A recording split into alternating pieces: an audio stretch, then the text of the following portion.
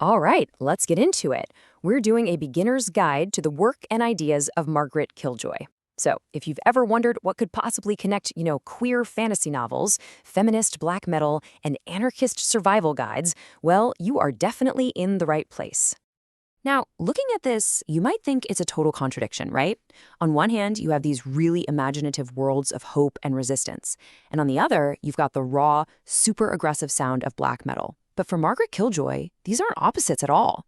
They're actually just two sides of a much bigger and way more interesting body of work. Yeah, and this reviewer on Goodreads just hits the nail on the head. Killjoy is a true modern polymath.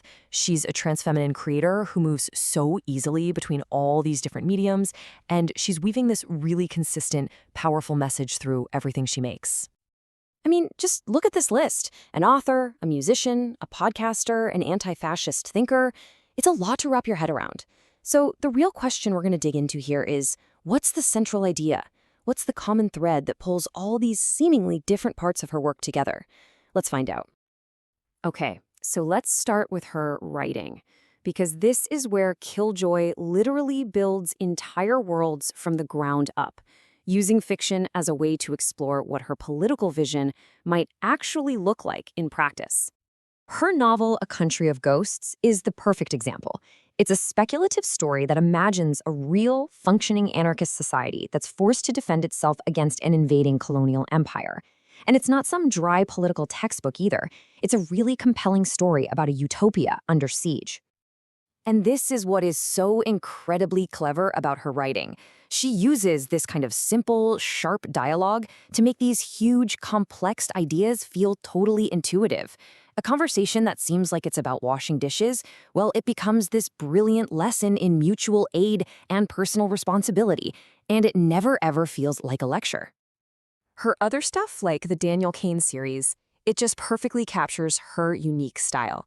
She's blending fantasy and folk horror with a crew of anarchist, genderqueer demon hunters.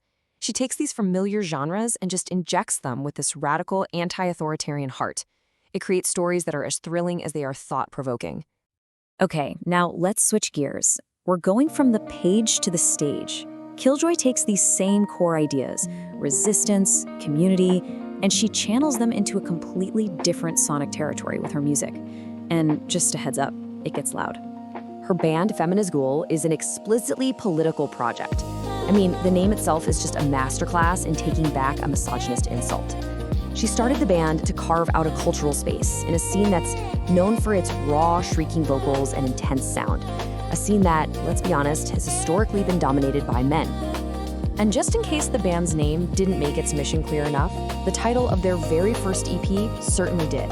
It's a direct, totally unapologetic statement of intent. This quote, wow, it gets right to the heart of it.